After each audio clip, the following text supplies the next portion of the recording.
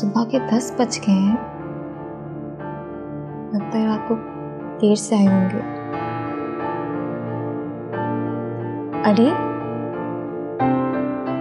अली उठ जाए, अली उठ जाए, आपने ऑफिस नहीं जाना? जाना तो है। क्या टाइम हुआ है? 10 बज चुके हैं।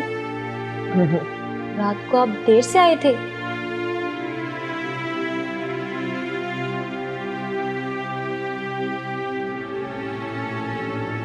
सब खैरियत तो है ना? अली, मैं आपसे बात कर रही हूँ।